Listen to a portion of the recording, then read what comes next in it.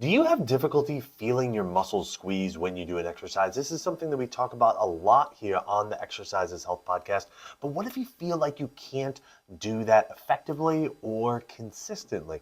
On this week's episode, we're going to lay out a plan that you can follow to help you do that easier. We're going to cue our introduction and we're going to dive right into this conversation.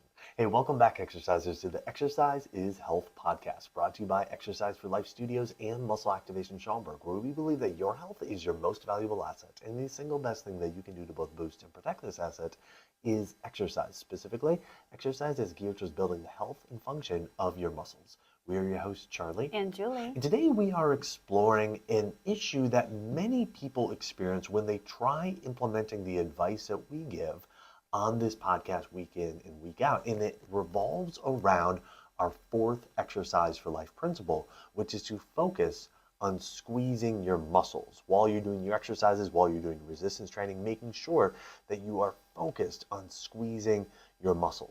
But what if you can't feel that squeeze? What if that squeeze sensation isn't there? What if, despite your best efforts, you're trying to focus on the squeeze, but it's just not happening for you? What do you do then? This week we want to lay out a plan to help you troubleshoot that. I will say, we put this as the fourth principle because it's the hardest. It is. It is a skill. And I have two little kids at home, and the amount of times that I have to remind them that you only get good at a skill when you practice it, I feel like I'm on repeat. So for all the adults listening, if you have forgotten, when you are developing a skill, it takes a lot of practice, and it takes a lot of practice of not doing it like you think it should be happening or how other people do it. So if you are following the 4 Exercise for Life principles and you're getting to number 4, which is focus on the muscle squeeze, and you are like, that one is so hard, don't worry. Keep practicing and it will develop. But we want to give you some step-by-step guidance on how you might try to work through this if you are really struggling to squeeze the muscle.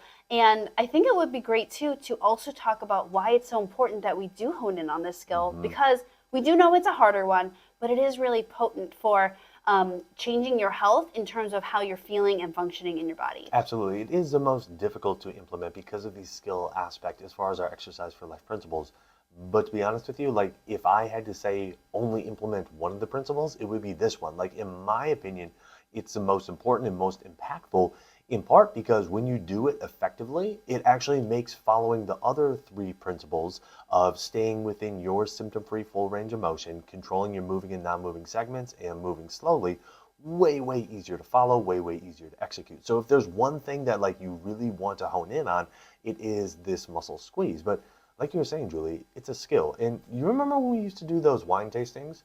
Not Yes. fun. Yeah. Okay. And so we'd sit there, and the person would be like, "Hey, like when you taste this, what do you taste?" I'm like, "I taste wine." He'd be like, "Well, I taste like chocolate with oak," and I'm like, "I taste wine."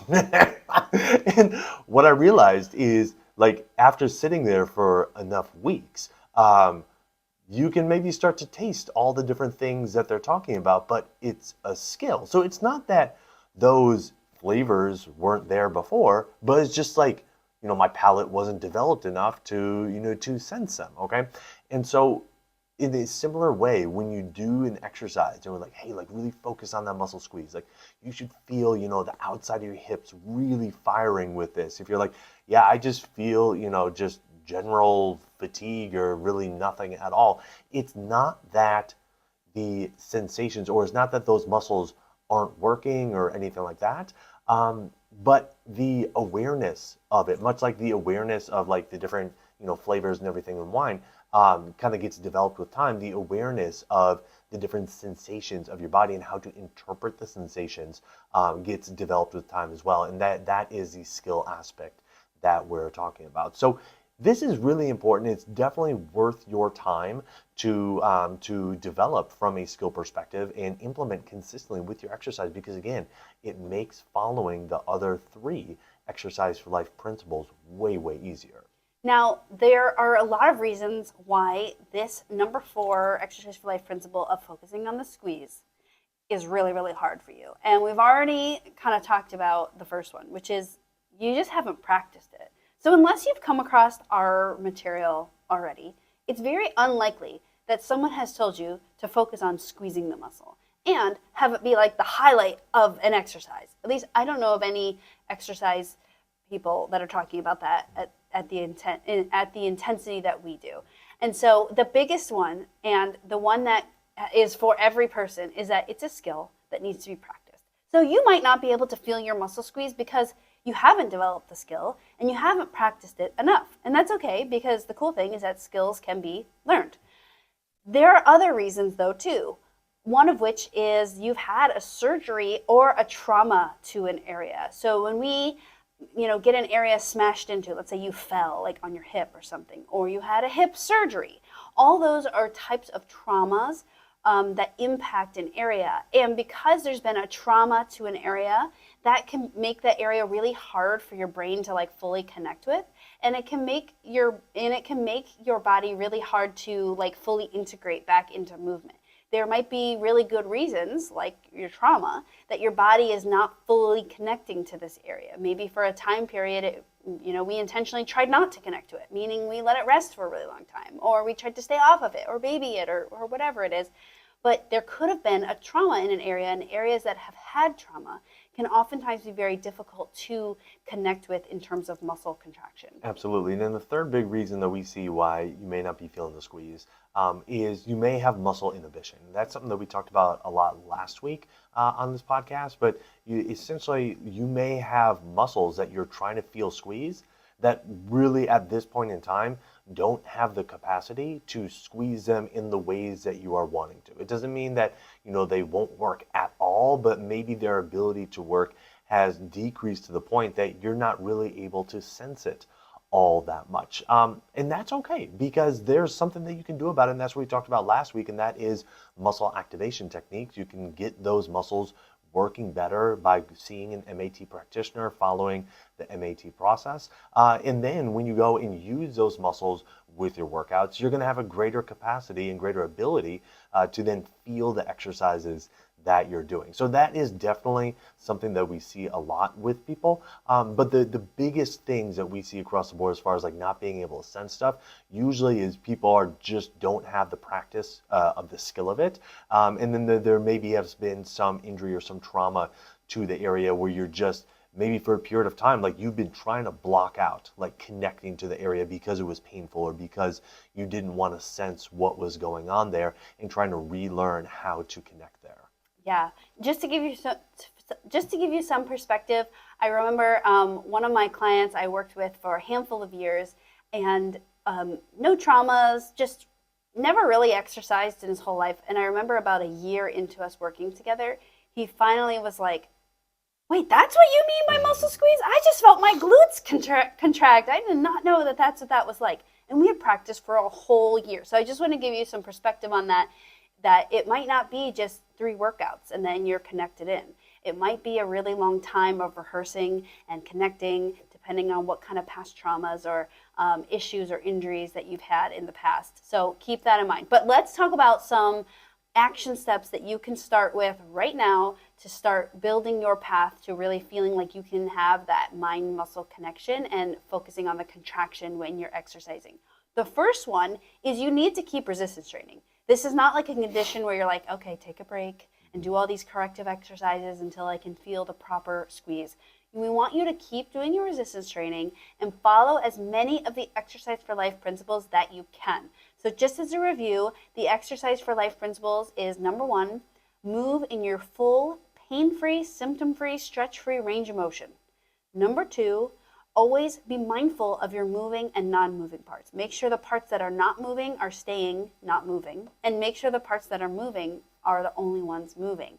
And number 3 is going to be move slowly. And number 4, obviously, is focus on the muscle squeeze. So when you are resistance training, we recommend that you continue to do your resistance training. And if you're not resistance training, start resistance training and do as many of these 4 that you can. Absolutely. The next thing that we want to make sure you're doing is to imagine your muscle squeezing. Like imagine that squeeze sensation. I know it can sound kind of like woo-woo, but really if you just imagine your muscles squeezing while you're doing the exercise, being like, okay, these are the muscles that I know I'm trying to work. These are the ones that eventually they start to feel fatigue. So these are the ones I know that I should be working, and trying from the onset of the exercise to feel that squeeze. That can actually go a long way over time to you really being able to make that mind muscle connection and sense that squeeze. So it's staying within your symptom-free range of motion, controlling your moving, non-moving segments, moving slowly, utilizing those other three exercise for life principles. And then, even if you can't fully sense the squeeze, just try to imagine that the muscles are squeezing. And in that process, that can start to lead you down the road to really sensing the muscles squeezing. That's right. Now, this next one is gonna probably be weird for some people, but I want to give you a really good example. So, if you're really struggling with contraction, we usually think, oh, do it lighter, do it more isolated, do it more like PT like. But we actually want to say, add load to the exercise to help you feel the squeeze. Because sometimes when you add load, and actually all the time when you add load, muscles have to squeeze harder, which then can also trigger that connection or that sensation. And once you can develop that connection or that sensation, then you can also do it at lighter loads also. So if you think about this, like think about like you're holding a bag, a grocery bag, and it's just empty, and you have your arm at like 90 degrees. Okay, if you held an empty grocery bag, they're so light that they almost like float, right? And when I hold an empty grocery bag, I do not feel my biceps squeezing at all. Like I don't feel arm muscles squeezing at all. But if I had a gallon of milk in there, and I had, a giant cantaloupe in there, and all these other heavy things in there, and I held that grocery bag, and I had my arm at 90 degrees, I'm going to start feeling my arm muscles pretty well, right? And so sometimes when you're exercising, we go way too light because we think we don't have it together yet, or we don't have it right yet. But sometimes adding in resistance or adding in weight gives your body like some directive, gives it direction of like, what am I supposed to do here? And then that can lean into you developing a deeper mind-muscle connection, deeper ability to feel muscles contracting when you're exercising. So although it seems counterintuitive, adding weight to your exercises can oftentimes help you develop that squeeze, but obviously make sure you're using all the other exercise for life principles so that you're doing it really safely. Absolutely. The lighter something is, the more skill you're going to have to really feel your muscles squeezing with it, because it's going to be a lot more internal tension that you're going to have to generate in very specific areas to sense that squeeze. And if you have that skill level, awesome, but we're talking to those that maybe don't have that skill level. So actually adding some load can be super helpful. And you can even add load to the point where you're not able to move the object, you're not able to move the weight, you're not able to move the machine, and you're just doing an isometric. It's something really solid, like completely solid, that you are pushing or pulling against. And because of that, you don't have to worry about trying to coordinate a motion or anything like that, but you can just lock in on trying to feel those muscles squeeze, because you get to shove into this thing that is immovable. So, one easy way to do that is when you're using a machine, you can literally just take the weight pin and stick it at the very bottom of the stack, and you're not going to be able to lift it. That's the point, is you just get to shove into it and then try to sense exactly where you are wanting to feel the squeeze. And then you can lighten the weight and try to recreate that sensation of feeling that squeeze when you then go and do the exercise. The last thing we suggest is to schedule with your local MAT practitioner. Like we said earlier, muscle inhibition is a very real thing and can be a very real reason why you are not able to sense the exercises that you're doing, while you're not able to sense the muscles squeezing while you are doing the exercise. And by having your body assessed for different areas of muscle inhibition and getting that muscle inhibition addressed using the MAT process, getting your muscles functioning better, getting your muscles stronger, you can then take those better functioning muscles, those stronger muscles, and integrate them into your workouts. And now you have a body that is more ready to try to sense the muscles squeezing while you are doing the exercise. So MAT really is a big piece of this, even though for many people the skill aspect is going to be a large component that needs to be addressed as well. So like the first steps that we gave you all help to address the skill component. If you're feeling like there's still something else going on, I feel like I'm practicing all the steps to try to improve my skill, MAT really is the way to go, because even if you are practicing the skill but you don't have all the pieces together or all the pieces available from a muscle squeeze perspective, because you have muscle inhibition going on, you can get that addressed with MAT, and then now all of a sudden everything that you've been building from a skill perspective by following the other steps, you can start to utilize with your workouts. Now, this, as it being a skill, is something that can change over time. We talked about it developing, but if you are exercising regularly and you come across an area and you're like, wow, that feels like really disconnected today, that feels like I can't really feel that, that would be great information to then take to your MAT specialist and be like, hey, I'm feeling like I can't really connect to this certain area, because oftentimes that lack of connection can be that precursor to something else developing down the road. Because if it is lack of skill, then great, you're going to develop that skill. But if you already own that skill, right, you've been doing it for however long, and then all of a sudden you're struggling to really connect with your quads, or you're struggling to connect with your abs when you're doing, core exercises, that would be a sign of muscle inhibition.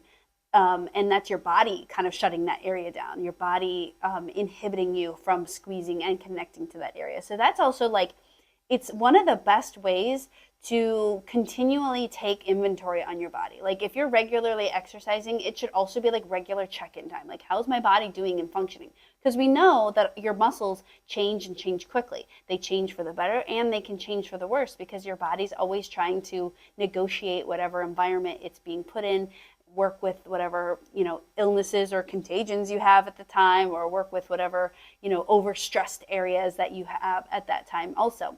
So that's also really good information and insight for you to know about yourself. If you are using the 4 Exercise for Life principles and you find that number 4, you're like, most of the time feels good. Sometimes, I'm struggling to connect. That's a really good insight of how you're functioning that day, and that's good information to always give to your MAT practitioner if you have one. Absolutely. So if you're looking for an MAT practitioner in your area, you can go to muscleactivation.com to find a certified practitioner. If you're in the Chicagoland area or are willing to travel to the Chicagoland area, we have people who travel from all over to come here to Muscle Activation Schaumburg, and we are super, super grateful for that. So whether you live or reside or work in the Chicagoland area or are willing to travel here, we would love to see you here at Muscle Activation Schaumburg, where muscle activation techniques is our specialty. All you have to do to schedule your initial consultation and assessment is go to www.matschaumburg.com. On our website, we have a big button that says Get Started. You can click that and it'll take you right to our scheduling page where you can see our availability and book yourself for that initial consultation and assessment.